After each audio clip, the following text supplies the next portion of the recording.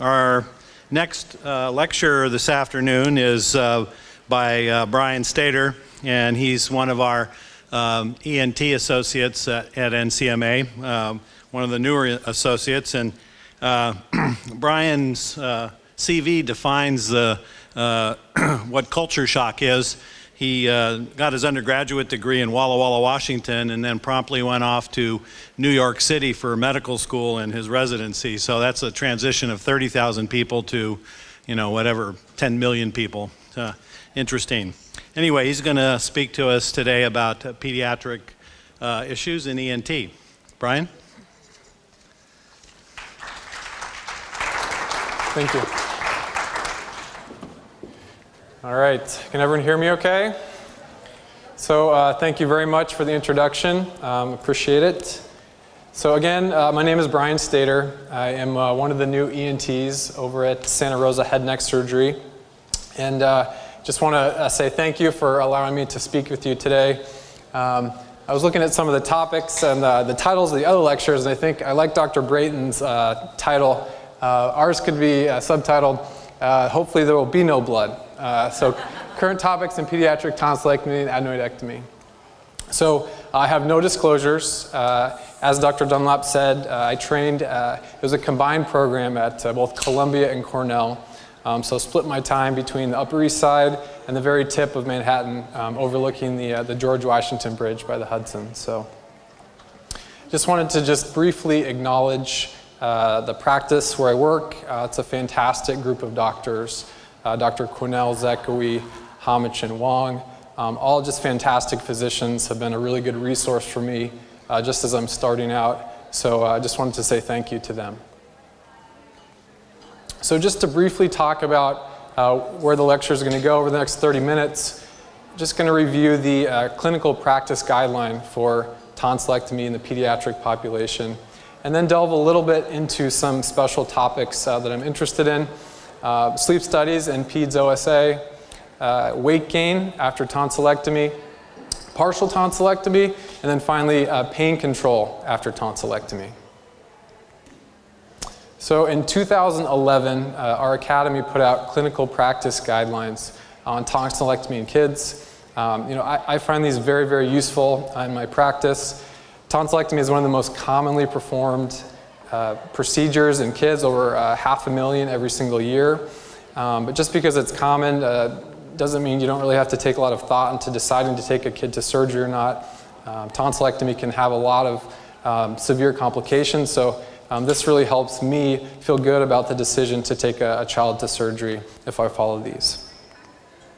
The way the recommendations work is just based on, they look at the kind of the issues and then give either a strong recommendation, a recommendation, an option, or no recommendation based on how kind of the literature strength is for each recommendation.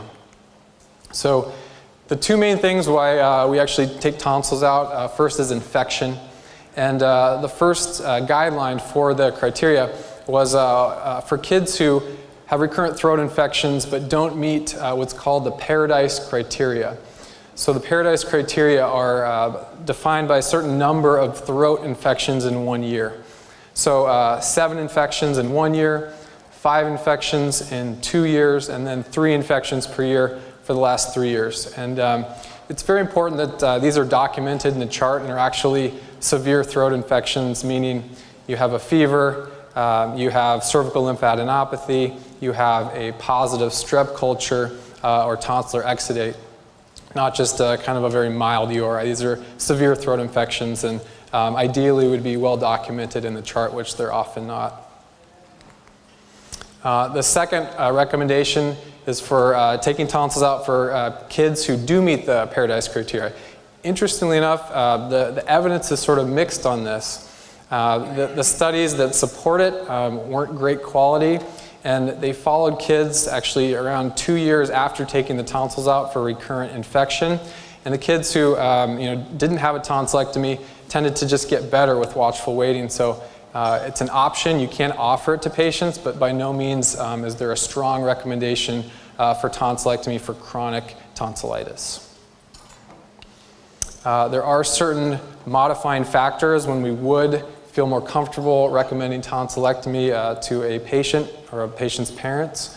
There are certain modifying factors, so kids who are developing antibiotic allergies or lots of intolerances are constantly on antibiotics, kids who are missing a significant amount of school, kids with PFAPA, so fever, aphthostomatitis, pharyngitis, and adenitis. There's something called PANDAS, which is essentially an OCD associated with recurrent strep infections, and kids who are getting recurrent peritonsillar abscesses would also be good candidates for taking out tonsils. And then, which leads me to kind of the second reason why we take tonsils out most commonly, is snoring or sleep-disordered breathing.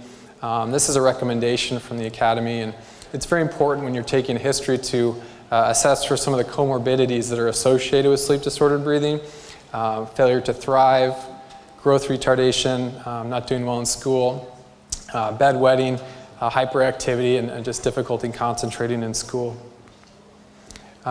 Next recommendation is basically counseling and management based on a sleep study.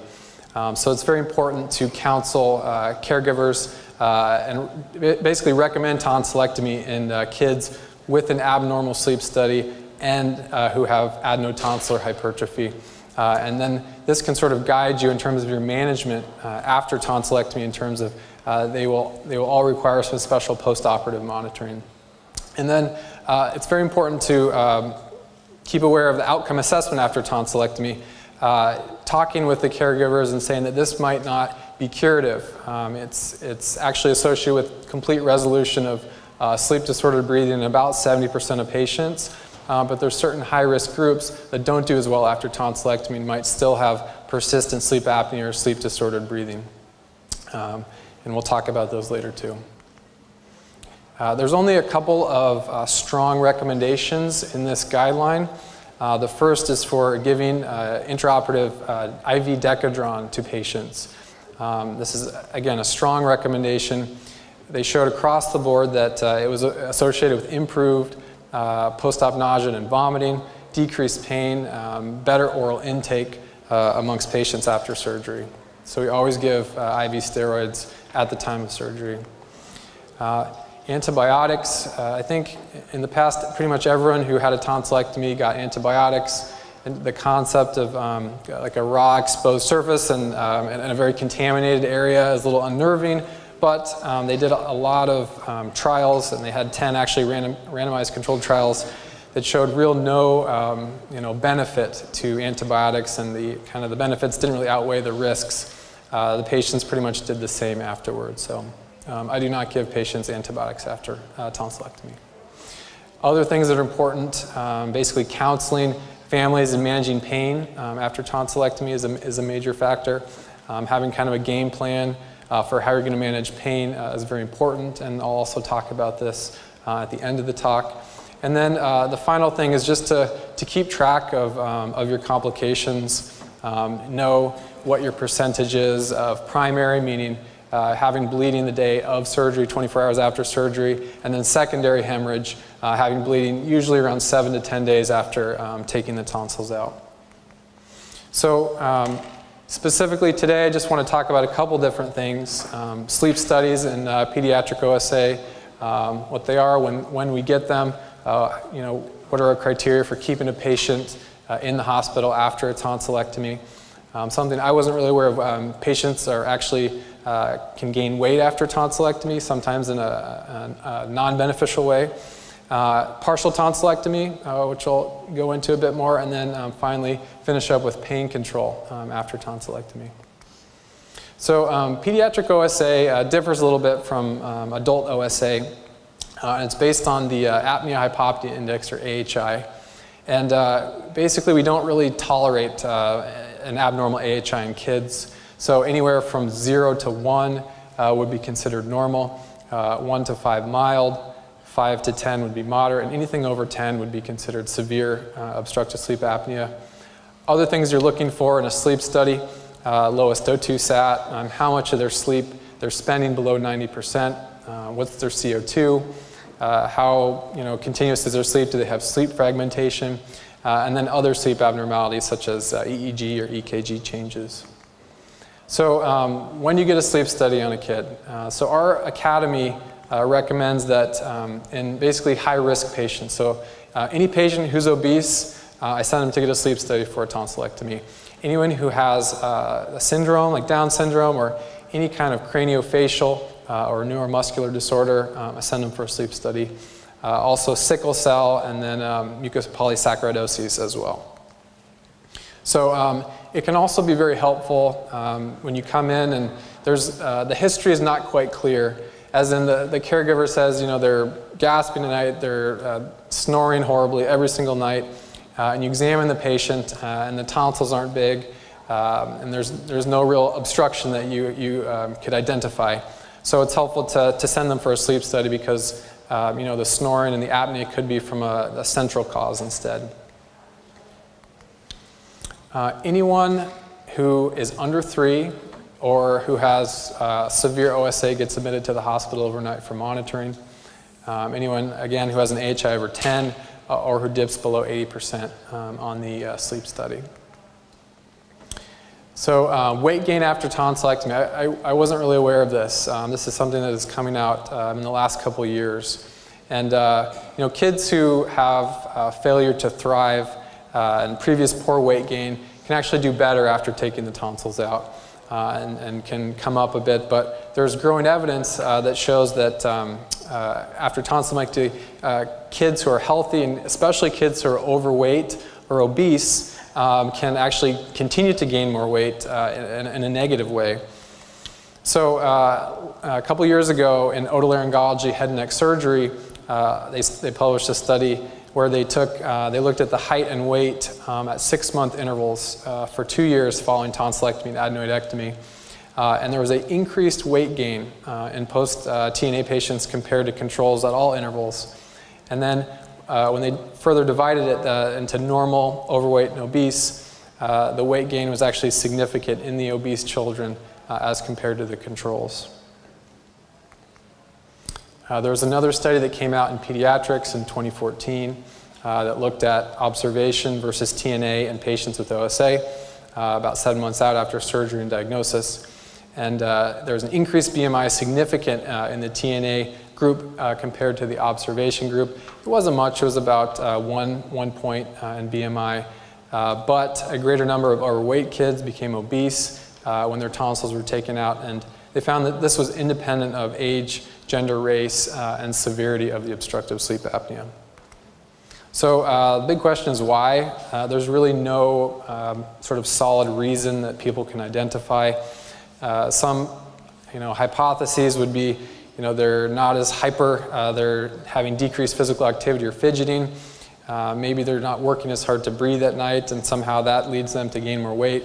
Or there could be some kind of metabolic or hormonal dysregulation that's in play, but no real clear reason. So, how do you manage this? Just important to monitor it and just to talk with families before you do the surgery, especially with kids who are already obese, to let them know that this is a potential complication down the road. So partial tonsillectomy, this is something that has been around for a long time, but actually has come back into vogue over the last, I'd say, 10 years. And all the peds, ENT people are doing this. It's a great procedure, also called tonsillectomy. And the traditional tonsillectomy, you basically take out the tonsil completely with the capsule and leave the musculature of the pharynx exposed. For this, you basically shave down the tonsil to the capsule itself, but you leave the tonsillar capsule intact on the tonsil bed. Don't do this in kids who have chronic infection. This is only for kids who have no real history of frequent throat infections and are only coming in with a history of sleep disordered breathing. And so I don't know if you can see it very well, but the tonsils up top, obviously very large. Immediately post-op, you debride them down and then just cauterize it with a suction bovie. And then 3 weeks post-op, you can see the result is quite nice. There's a lot of different ways to do it. You can do it with just a bovie on the left. You can do it, this is the way I prefer, with just a powered microdebrider, which essentially just sucks in the tissue and cuts it up. There's something called a coblator, which is basically creates a plasma field that melts away the tonsil. So a lot of different ways to do it. It's not a technically challenging procedure at all. It's very easy, and the kids do great, as I'll talk about. So the parents love it, we love it, in the right selected patients. So the advantages of this technique, so you're preserving the capsule of the tonsil as a biologic dressing. So you're not burning or scarring the musculature of the pharynx. There's definitely less pain after the surgery. And in my mind, the last point is the most important. They have less hemorrhage after tonsillectomy, which is not good for anybody. The disadvantages of this technique, there is a potential for regrowth of the tonsils, and there is, as I'll talk about, a potential for more infections in kids, so you don't completely take the tonsils out. So looking at the data, does this technique work? They've done a lot of different studies and have shown that there was improved symptoms based on what the parents say in terms of quality of life after the surgery. They are objective improvements based on the sleep study results. So when you look at it compared to traditional tonsillectomy, you have decreased bleeding, so anywhere from 0 to 1%, versus for total tonsillectomy, the numbers are anywhere from 1 to 5%, depending on what study you look at. So definitely less bleeding, which is the most important thing. There's decreased pain. The kids don't use quite as much in terms of pain medicine. They eat faster. They're faster return to activity. And there's less visits to the emergency room, which is great. Sometimes I'll call up the parents the day after surgery, and the kid's acting completely normal. So the recovery is very quick, usually like a day or so after this. So looking at long-term outcomes of this technique, the data varies in terms of what they say is regrowth of the tonsils, anywhere from less than 1% to 6%. But the percentage where you have symptomatic regrowth that would require another surgery is very low, anywhere from 0.3 to 2%. So really not a high rate of patients you're having to take back again. So that's good. And then, that came out in the laryngoscope in 2013. They looked at kids 6 years after the different procedures, the total versus the partial, and there was really no difference in terms of their outcomes in terms of snoring, apneas, or frequency of upper airway infections. There's an article that just came out a couple months ago, which seems to be kind of the most complete data set regarding looking at partial versus total in kids. They looked at 16 RCTs, and they did find the partial tonsillectomy was associated with a faster return to normal diet and activity. The differences between the groups were not really significant for OSA persistence, quality of life, or behavioral outcomes, so they basically do the same in the long term, with the exception of the kids who have had the partial tonsillectomy may have a few more throat infections than total tonsillectomy. And they found that about 6% had regrowth of tonsils. So finally, just talking about pain control after tonsillectomy. So there's really been no consensus what's the best way to manage these kids after taking the tonsils out. There's a fair amount of them that have to go to the emergency room after taking out the tonsils completely for dehydration and pain.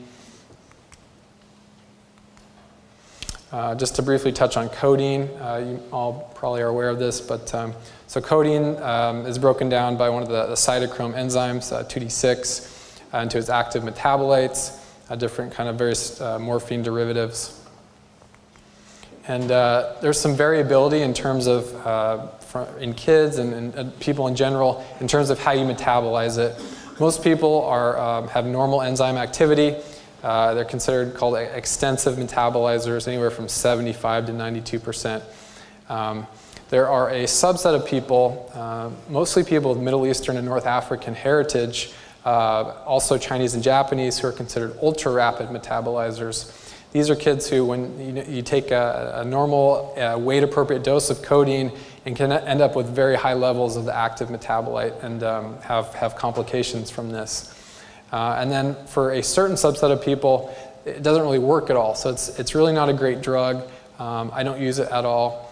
and we'll talk about why. So in 2012, there were a case series that came out of several deaths, respiratory depression in kids who got codeine after taking the tonsils out. Most of them were ultra-rapid metabolizers. They all got appropriate doses of codeine, and most of them were status post-tonsillectomy. And then on August 15th of that year, the FDA came out with a black box warning against codeine after tonsillectomy or adenoidectomy. So other opioids are metabolized by 2D6, tramadol, hydrocodone. Most of the publicity was focused on codeine. You obviously have a lot of adverse events that have been reported with other opioids, but I think the focus on codeine was mostly just related to its prevalence of use after tonsillectomy with ENTs. There's other additional variations in metabolism and transport genes, or you can have variable opioid effectiveness and side effects. There's an incidence of perioperative respiratory complications is much, much higher in kids with OSA, especially in severe OSA. So you really have to be careful in narcotics on kids with OSA. And the kids with OSA are more sensitive to narcotics. They basically have decreased requirements by up to 50%. So, because these patients with OSA are basically living at sleeping with elevated levels of CO2, they have decreased arousal in response to apnea events and have depressed upper airway musculature. And basically, there's a narrow therapeutic window where it can be very challenged to appropriately dose small kids and obese patients. So anytime you're using narcotics, really think about kids who are very small, obese, or especially kids with OSA. For a long time, a lot of ENTs were not using any ibuprofen after tonsillectomy with the concern that it might increase risk of bleeding. There was a Cochrane review that came out in 2005 with 1,000 kids and 13 randomized controlled trials that showed no real increased risk of bleeding with NSAIDs at all. Tylenol and ibuprofen outcomes compared to Tylenol and codeine. So it basically works the same. There's no difference in ED visits for pain or dehydration. They didn't find any increased risk of bleeding. They did a prospective study of Tylenol and ibuprofen versus Tylenol and morphine. Really no difference. No difference in bleeding, effectiveness, and obviously had some higher respiratory events associated with morphine. So the best regimen for post-tonsillectomy pain control, prevention, just counseling the parents before the surgery in terms of keeping them hydrated. I'll go into what I recommend after surgery in a minute. Partial tonsillectomy technique is obviously a lot less painful for kids. So again, educate the parents. Definitely give IV steroids intraoperatively, hydrating them. I usually tell them to start with standing Tylenol after surgery. If that's not controlling the pain, then to add on ibuprofen. Pretty much across the board, even for total tonsillectomy, I just give them Tylenol and ibuprofen only. Only use narcotics in very rare circumstances. You can use them, but be very careful. And if it gets really bad, you can always consider post-operative steroids. So just to touch on all the things we talked about the guidelines for tonsillectomy. We talked about sleep studies being an important part of evaluating certain high-risk patient groups, obese kids who are syndromic. Just to be aware that kids can gain weight after tonsillectomy, especially kids who are already obese.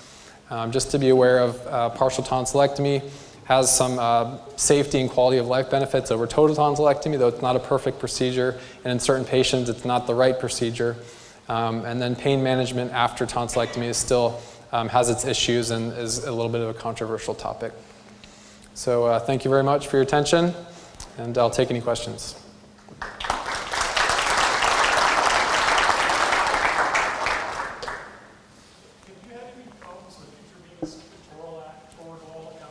Yeah, so I do think Toradol causes increased risk of bleeding. I definitely do not allow any Toradol after tonsillectomy, but ibuprofen's been shown to be safe.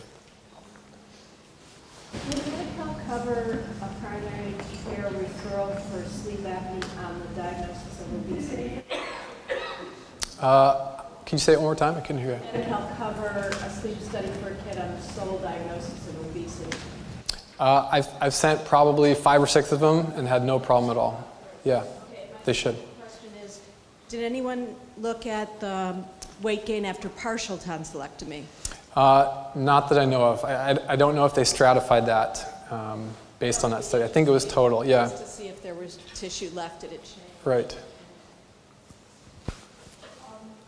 Can you comment briefly about what you do for kids with tonsils that are 2 different sizes? You know, one tonsil is much larger Yeah, than for the tonsil other. asymmetry, I don't think there's a hard And when do you worry about them? indication. I mean, you're concerned for, if you're concerned for lymphoma, if you see an obvious asymmetry, I think that you kind of would look at their overall clinical picture.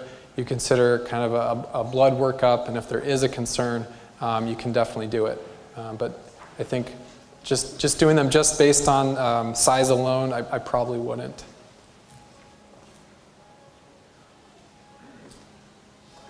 Any other questions? Thank you very much.